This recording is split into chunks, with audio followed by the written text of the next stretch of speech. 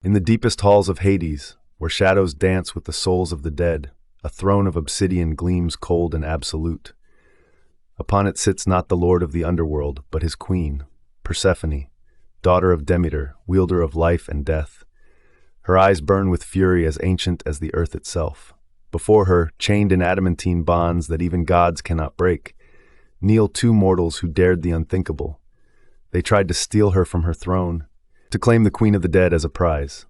Their names are Theseus and Pirithous, heroes of legend. But here they are nothing but fools who forgot that some powers demand absolute respect. The world above knows Persephone as the stolen maiden, the innocent daughter of harvest who was swept away to become bride to death himself. They sing of her mother's grief, of the earth turning barren in mourning. But those tales tell only half the truth. In the realm below, Persephone discovered something the upper world never understood: power, real power, the authority to judge every soul that crossed the threshold between life and death. She learned that mercy and cruelty must be balanced like the scales of justice, that sometimes the greatest kindness is the harshest judgment. The crown of the underworld did not diminish her. It revealed what she had always been destined to become. The underworld operates by laws older than Zeus's reign, more fundamental than the Titans' rule. These are not mortal laws that bend to wealth or influence, but cosmic principles that maintain the boundary between existence and void. Every soul must face judgment, every debt must be paid, every attempt to cheat death demands a reckoning. Hades may be lord of the realm, but Persephone enforces its justice. She determines who may leave and who must stay, who deserves punishment and who earns release. Her word is final, her judgment absolute. Even her husband knows better than to overturn her verdicts. The dead fear her more than they fear him, for she understands both the sweetness of life and the necessity of its ending. When Orpheus descended with his lyre, playing melodies that made even the Furies weep, it was Persephone who heard him first. His music spoke of love that transcended death, of grief so pure it could move stones to tears. Hades was ready to refuse. The laws of death allowed no exceptions. But Persephone listened to the whole song, heard the truth beneath the beauty. She saw that Orpheus's love, though genuine, carried the seed of its own destruction. His faith was already wavering. "Let him try," she whispered to her husband, "but he will fail, and in failing he will learn why our laws exist." She granted the impossible request not from mercy alone, but from the deeper wisdom that some lessons can only be learned through loss. Theseus and Pirithous arrived in the underworld drunk on their own legend. They had slain monsters, founded kingdoms, bedded goddesses. Surely they could claim whatever prize they desired, even the queen of the dead herself. They swaggered into Hades' hall like conquerors, demanding Persephone's hand for Pirithous as casually as they might request wine at a feast. The audacity was breathtaking. They saw her crown and throne as mere ornaments, her divine authority as something to be seized by mortal ambition. Persephone said nothing at first. She simply smiled, the cold smile of winter's first frost. Then she gestured to two chairs beside the throne. "Sit," she commanded. "Rest from your long journey. Let us discuss terms." The chairs looked ordinary enough. They were not. The moment they sat, the chairs revealed their true nature.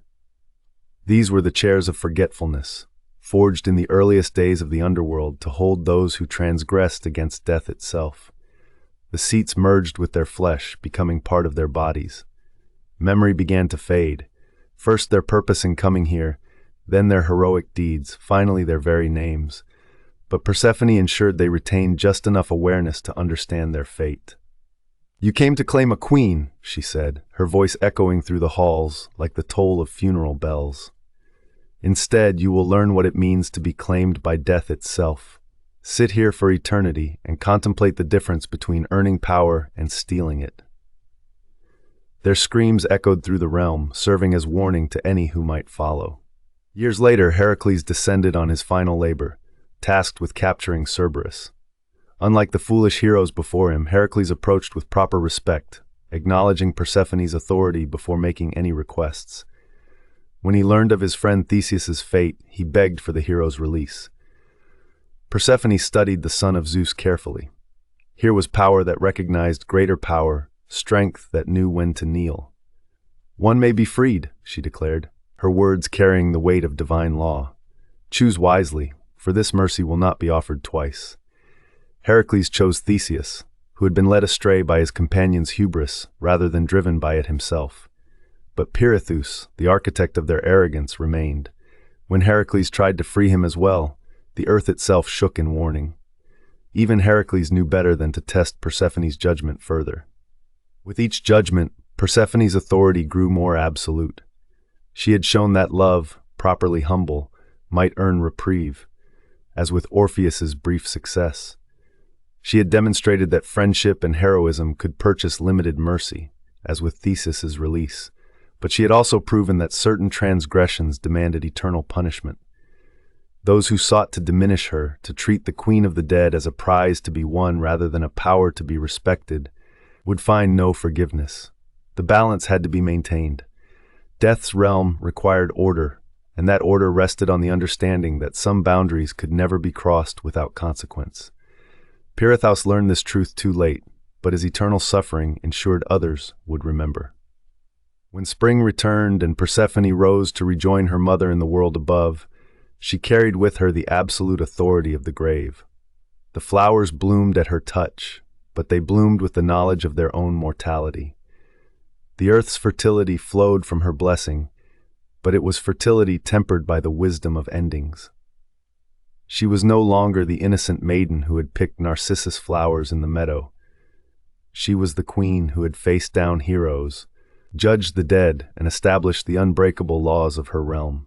Even Zeus looked upon his daughter differently now, recognizing in her the terrible beauty of justice itself. She had become something new, a goddess who bridged life and death, who brought spring's promise and winter's reckoning in equal measure. In the halls of the Underworld, Pirithous still sits in his chair of eternal binding, a monument to divine justice and mortal folly. New souls arrive daily, each facing the judgment of the queen, who learned that true power lies not in being merciful or cruel, but in knowing when each is required. Persephone's wrath is not the hot rage of Ares or the petty spite of Hera. It is the cold, inevitable justice of the natural order itself. Those who respect the boundaries between life and death, who honor the powers that govern both realms, find in her a goddess of renewal and hope. But those who would defy death's authority, who mistake her beauty for weakness or her youth for inexperience, discover why even the gods speak her name with reverence. Her wrath is the wrath of the earth itself, patient and nurturing until the moment it becomes final and absolute.